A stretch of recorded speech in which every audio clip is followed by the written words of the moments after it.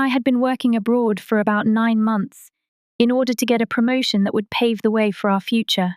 My 6-year husband, Miguel, had persuaded me to accept it, despite the fact that it wasn't easy, claiming that we needed the money to create the life we had always imagined. That's what I thought, anyway. I wanted to surprise him, so I arrived home earlier than I had planned.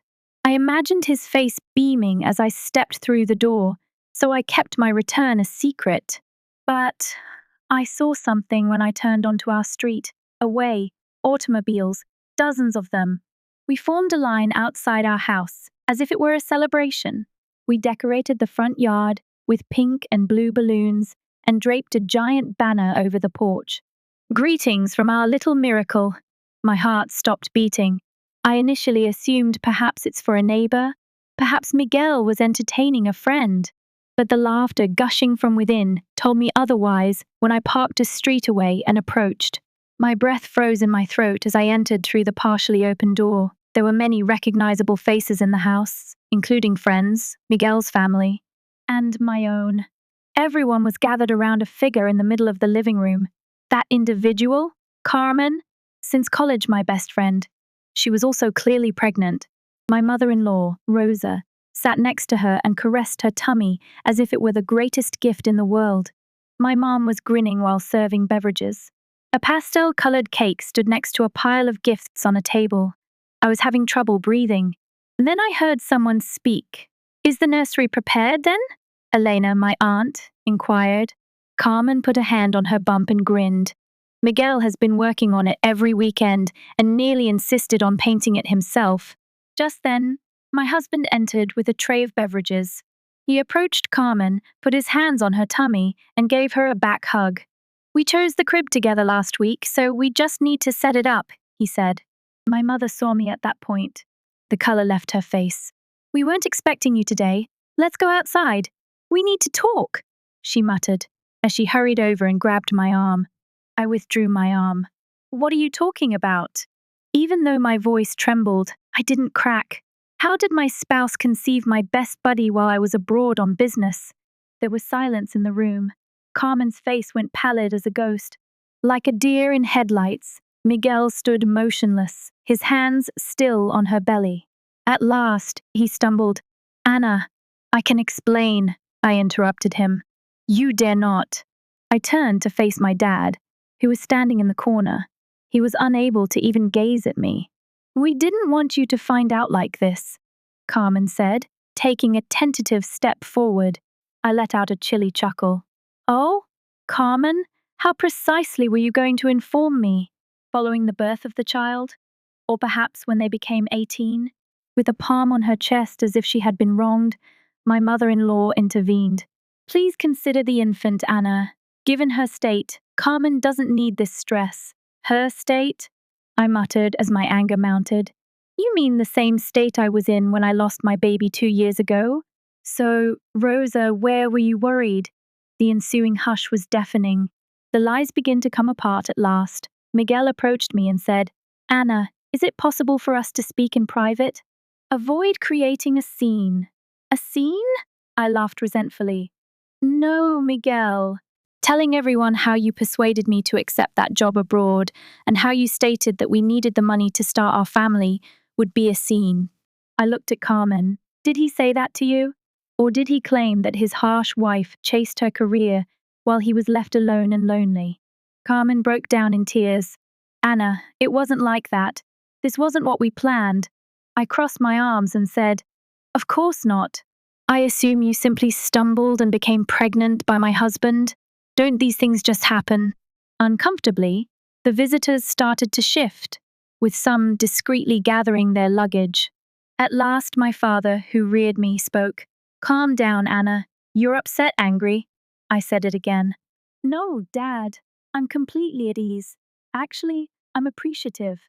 Mom scowled. "Thankful?" I gave a nod. "Because I can now see people for who they truly are. My husband? A liar. Is he my closest friend? A traitor? What about my family?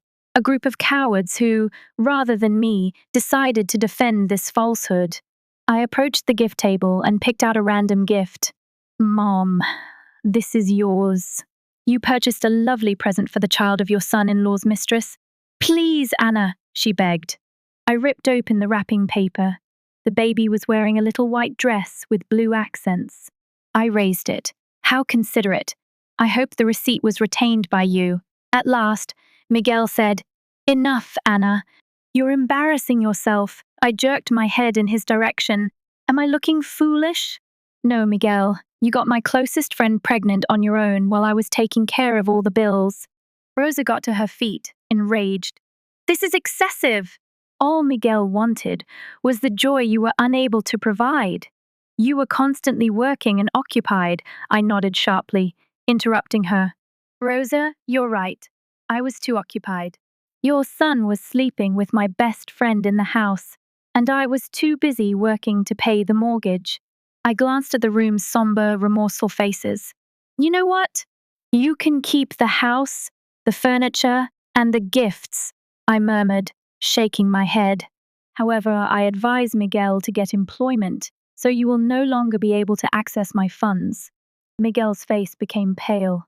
What are you discussing? I grinned. I'm discussing how I wasn't just working when I was abroad.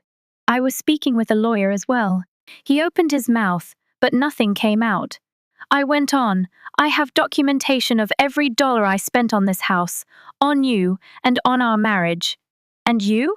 You're taking nothing with you. I turned and left the house after saying that. Even though my breathing was labored and my hands were shaking, I resisted crying in front of them. My tears weren't justified for them. I climbed into my vehicle, slammed the door, and simply drove.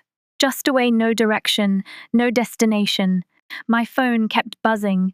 Communications, missed phone calls, from my mom, from Miguel, even from Carmen. Please, Anna, we need to talk. I didn't respond, since I already knew everything. Reality strikes Miguel like a truck. That night, still on adrenaline and fury, I booked into a motel. I had no intention of returning to my home, where Miguel had created his ideal life with Carmen. I needed room, but more than that, I needed a strategy. I entered my lawyer's office right away the following morning. I had been keeping thorough financial records for months, so he already knew what had transpired. I firmly stated, I want to start the process today. Divorce, division of property, everything. Additionally, I want it known that Miguel will not receive any of my money. As he flipped over the papers, my lawyer nodded. You have ample proof to refute any assertion he might make. With the house in your name and you paying for everything, he has no legal claim. I breathed out slowly. All right, let him experience that lesson firsthand. Oh, did he discover it? Miguel attempts to repair the damage. My phone kept vibrating for the first few days. Following the disastrous baby shower, Miguel left voicemails, messages, and calls. I disregarded each and every one. However, I felt someone standing close to my table one afternoon when I was seated at a cafe close to my hotel. I raised my head. Miguel. He also had a terrible appearance. His hair was disheveled, his clothing crumpled as if he hadn't slept for days, and there were dark circles under his eyes. I didn't feel sorry for him, though, not even by a small amount. He took out a chair and sat opposite me without waiting for an invitation. Please, Anna, he said in a harsh voice. I didn't want you to learn that way. I crossed my arms and leaned back. Oh, Miguel, how precisely did you want me to know? Accompanied with a baby shower invitation. He wiped a palm across his face and sighed. This is not how I intended things to go. I did something wrong. I gave a harsh chuckle. A mistake? Was it a mistake to get my closest friend pregnant? Miguel, no. It was a decision. You decided to have sex with her. You decided to tell me a lie. You made the decision to let everyone fill in for you. He clenched his jaw. Anna, I felt lonely. You never showed up. You were constantly on the road and preoccupied with your job, and there it was. I was waiting for the same excuse. My voice fell to a deadly silence as I cocked my head. Miguel, why was I busy? Because you sat at home doing nothing while I paid for our fucking house. Quiet. To that, he had nothing to say. I looked into his eyes as I leaned forward. What is the most ironic part, you ask? I believed we were creating something together, so I accepted that position. I sacrificed because I believed it would benefit our future. However, you were taking advantage of my best buddy while I was pushing myself to the bone. Miguel gave me a frantic look. Can't we work this out, Anna? I know I made a mistake. I looked at him, very unimpressed. We're repairing it. My attorney has already submitted a divorce petition. I will not give you a cent. What about the kid? I want you out of my life, so I hope you're a nice father. He balled his hands into fists. Please, Anna. I got up and picked up my luggage. Miguel, it's over. Suddenly, I turned to leave. The divorce documents were a bomb. The news quickly went viral. My true friends, the ones who had not betrayed me, supported me. My relatives. Oh, they made an effort to get in touch. In an attempt to explain everything, my mother contacted me repeatedly. Dear, it was difficult for all of us, and we didn't want to hurt you, I interrupted her. No, Mother, it wasn't difficult. It was easy. All of you decided to turn against me. I blocked her number. The inevitable then occurred. The divorce documents were delivered to Miguel. His real horror started at that point. Miguel's life disintegrates quickly. Everything fell apart without my financial assistance. You see, Miguel had been living well off of my money while I had been working non-stop. Right now, he was drowning. The loan, not compensated. The invoices, accumulating. What had he created for himself, stumbling? The notification of eviction followed. Miguel had absolutely no claim to the house because I had paid for everything, and it was in my name. And when did he learn? It was amazing. Oh, the eviction as well as my last remark to Miguel when it occurred, I made sure to be present. As Miguel and Carmen frantically packed their stuff into boxes, I watched from the curb with my arms crossed. Carmen had a pallid face. She gripped her stomach and looked around as if someone would suddenly come to their rescue. Miguel? He was enraged. He rushed over as soon as he saw me. You can't do this, Anna. I smirked and cocked my head. Oh, but I did. He made wild gestures. This is unfair. This was the house where I lived. I gave a little laugh. No, I bought this place myself. You lived inside it like a parasite. His face flushed with annoyance. Where in hell do you think I'll go? I gave a shrug. It's not my problem. Carmen moved forward, her voice trembling. Please, Anna, I smiled sharply as I turned to face her. Oh, you can say my name now? I hope she never finds out was all that was said before, wasn't it?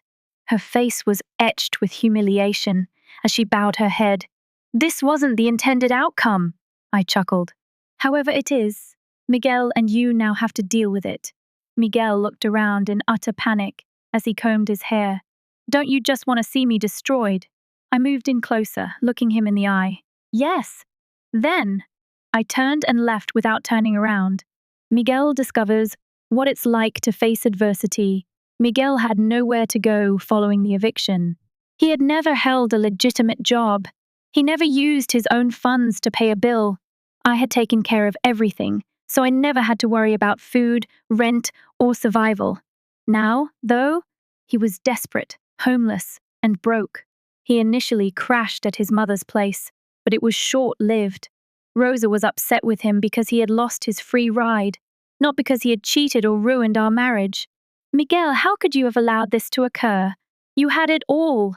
The golden boy was abruptly removed from his position of authority. Meanwhile, Carmen was engulfed in a frenzy. She was expecting Miguel to be the provider, to take care of her, and she was significantly pregnant.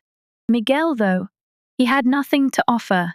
No work, no cash, not stable. What about Carmen? She wasn't born to fight. Miguel gets hit like a freight train by karma. Miguel had no money and was drowning. The vehicle? Taken back. Are the credit cards fully charged? Maxed out. The cost of the baby? Adding up quickly. He began taking on odd jobs, such as labor assignments or mechanical work, anything that would help him get some more money. However, it was insufficient. What is the difference between Karen and me? She had finished playing house. She left him one night following yet another heated argument. She gathered her belongings, took their child with her, and left. What's the best part? She requested child support. Yes, he was now broke because of the lady he had betrayed me for. I swear, I nearly choked on my coffee when I received the news, which I learned from a mutual acquaintance. Miguel attempts to recover. Now that Carmen had left, Miguel was officially alone. And when he and other men become desperate, they return to their accustomed surroundings. My phone buzzed one night. An unidentified number. I nearly didn't answer, but my curiosity won out. I replied, "Hey?" Silence for a beat.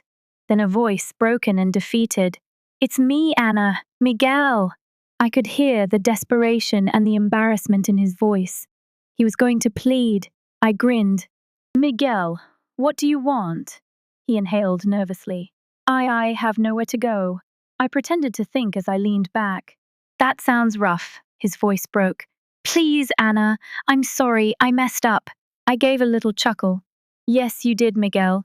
He hurried out, saying, "I know I hurt you, but I need help." Carmen fled, and now she's stealing everything from me, but I'm trying to get back on my feet.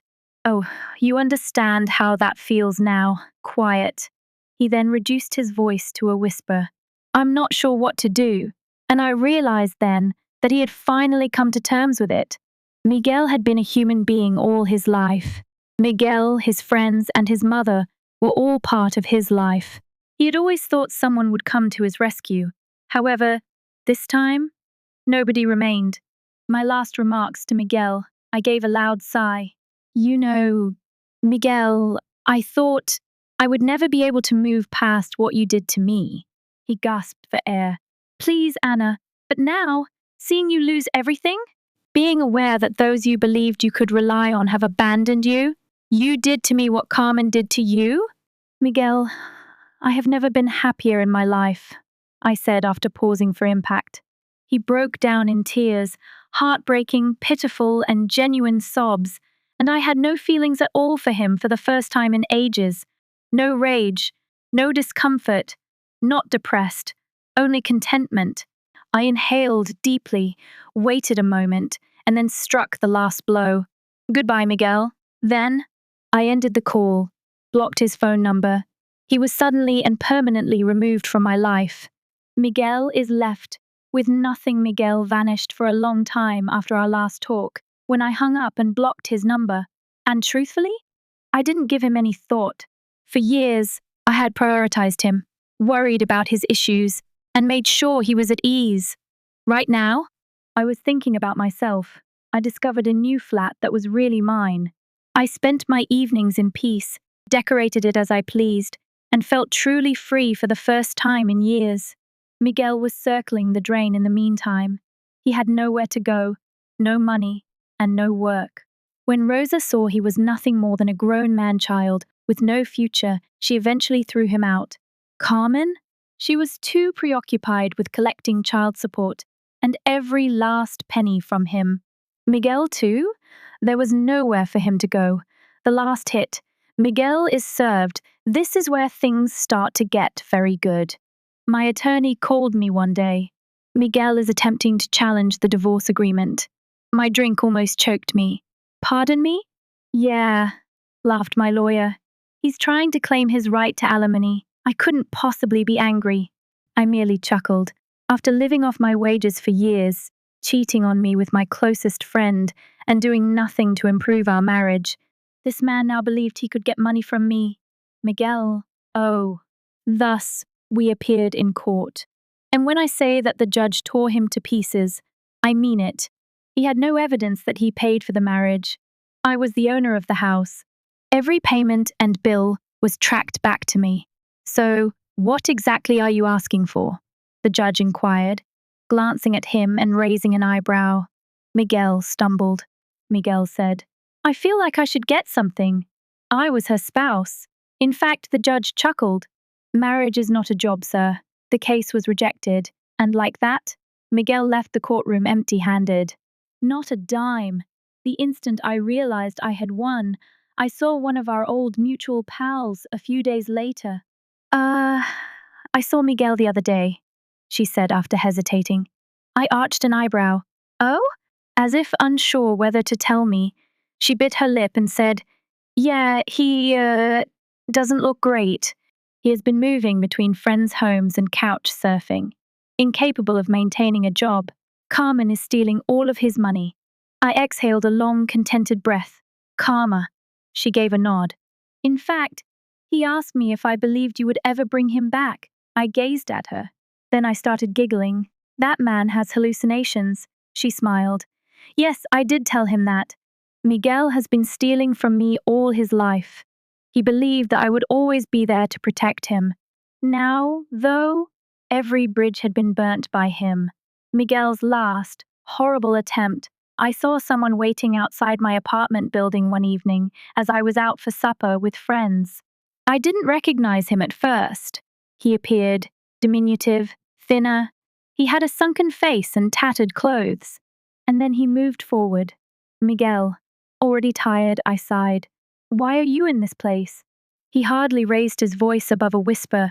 Please, Anna. I folded my arms. What, Miguel? Please? He took a deep swallow. I don't know where to go.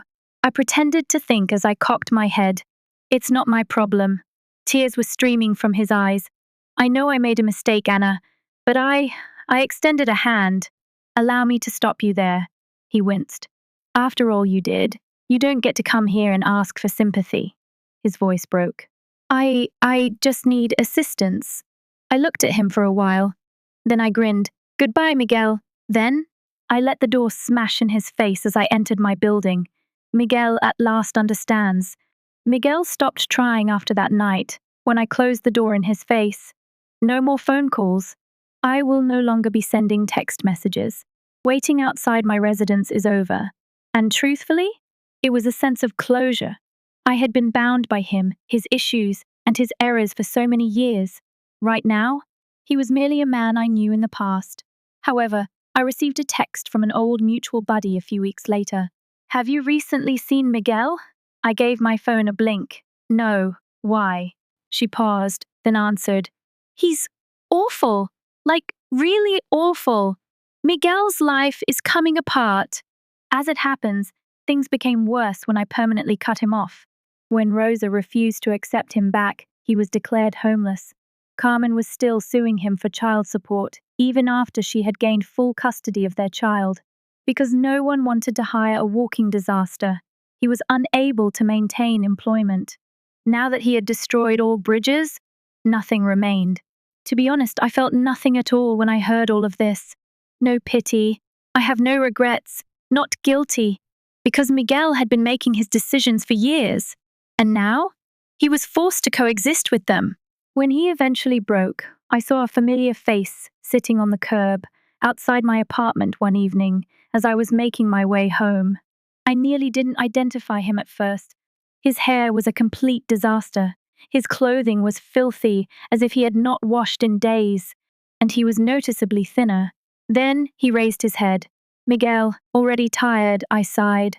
Miguel, what do you want? His eyes were hollow as he wiped his face.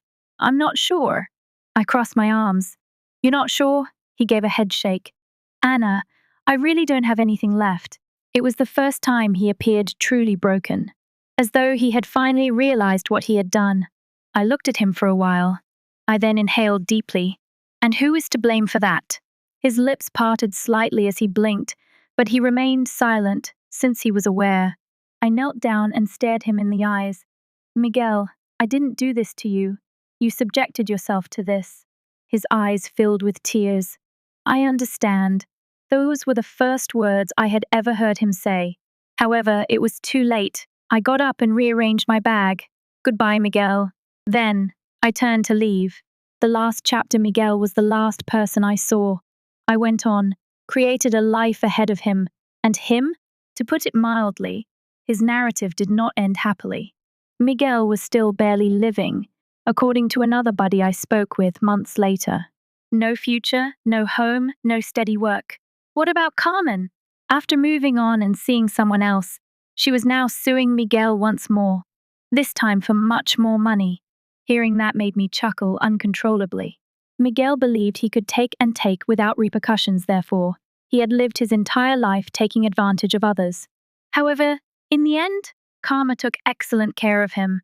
My takeaway from it all, if I have learned anything, it is this: not everyone is worth saving. No matter how much you've known them or how much you'd want to think they'll change, some people are just destined to destroy themselves. Miguel, he believed that he could lie, cheat, and still win. However, in the end, he lost everything. And me? I got away with it. The story of Miguel is finished. But mine? It's only the beginning. I appreciate you watching. For more crazy real life stories, don't forget to subscribe. I'll see you in the next one.